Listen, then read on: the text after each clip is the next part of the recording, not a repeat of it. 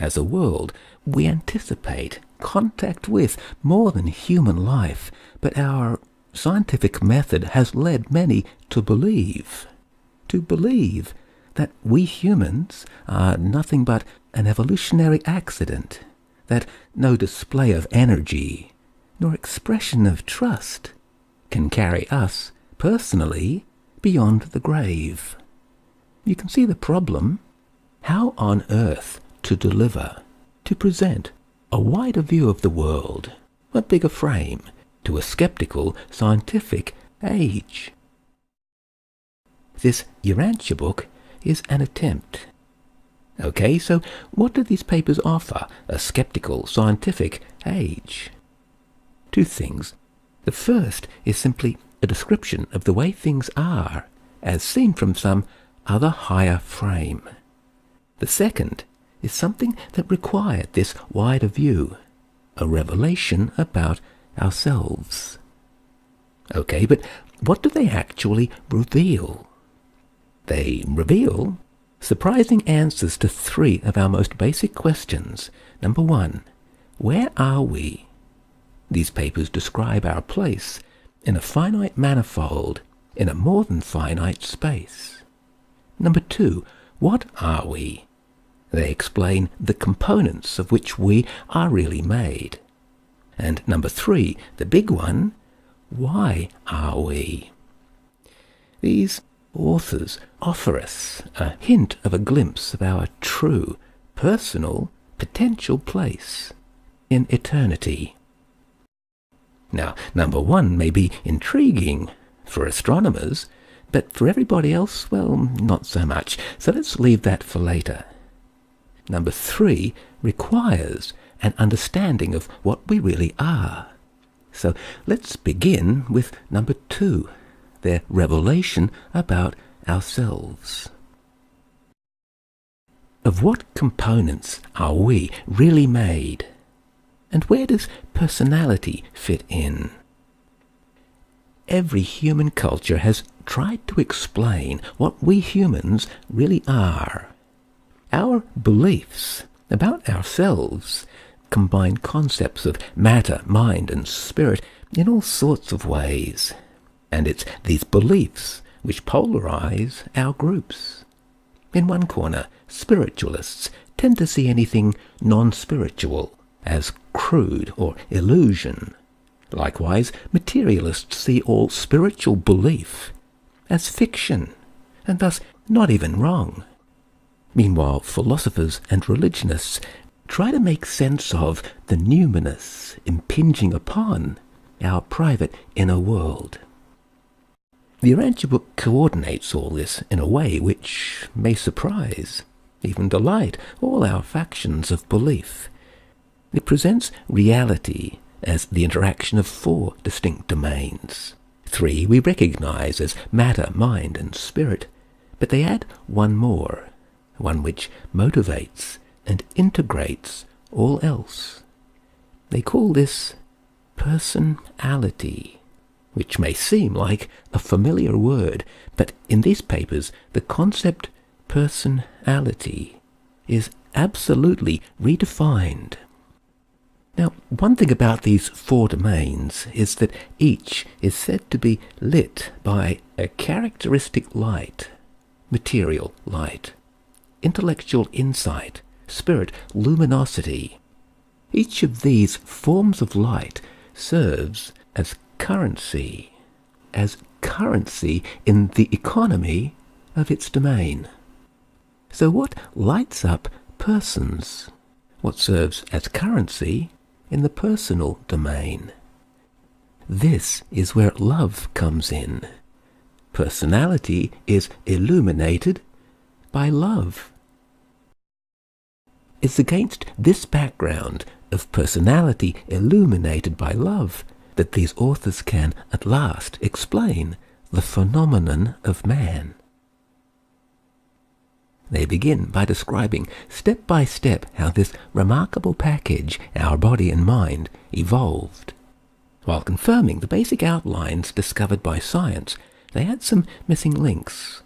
They explain why evolution took the path it did, and how a system of mind was woven into the evolving animal forms. But this organic evolution just sets the stage. So let's skip past the biochemistry and go straight to the heart of the matter. The Urantia Book reveals this package to be serving as a womb from which something remarkable is born. It reveals something made of personality, fertilizing something made of spirit. This fertilization allows gestation and a second birth. Let's move this womb aside and take a closer look. We find three things: personality, a divine presence, and a soul. Our personality they describe as something unimaginable, an unblemished gift bestowed upon a system of body and mind. This divine presence they reveal to be a divine indweller, an absolute essence of an infinite being. And our soul? Here's where it gets interesting. Let's take one more look at that poet's ancient question. What is man that you are mindful of him? In this frame, the answer is simple.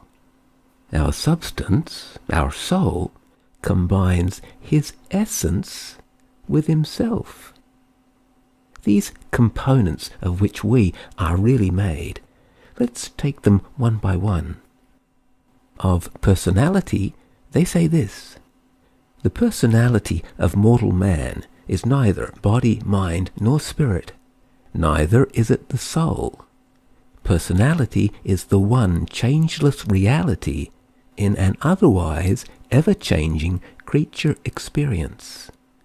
And this, the love of the Father, absolutely individualizes each personality as a unique child of the Universal Father, a child without duplicate, in infinity, a will creature irreplaceable in all eternity. Of this presence, this divine adjuster, they say this: the adjusters are the actuality of the Father's love incarnate in the souls of men. The adjuster is an absolute essence of an infinite being.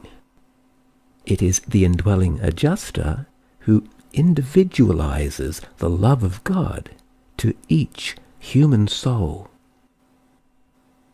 And of our soul, they say this: personality may survive mortal death with identity in the surviving soul. The adjuster and the personality are changeless. The relationship between them in the soul is nothing but change, continuing evolution. As presented in these papers, our soul becomes a technique for salvaging us from death, a way to wean us as persons from the material domain. But see the simplicity of our human situation. From the choosing we do within our mind arena of choice, the indwelling adjuster weaves for us a soul. The key here is choice. It's our choices that allow this adjuster literally to weave new fibers in our soul. To put this another way, as humans, our mind enables us to discover, recognize, interpret, and choose. Our lives become a sequence of decisions and the opportunity to choose. And the good news is, a simple, sincere life of free will moral choice is all it takes to zip together our essential DNA, our two true parts, personality and adjuster. And simply given time, our true nature unfolds.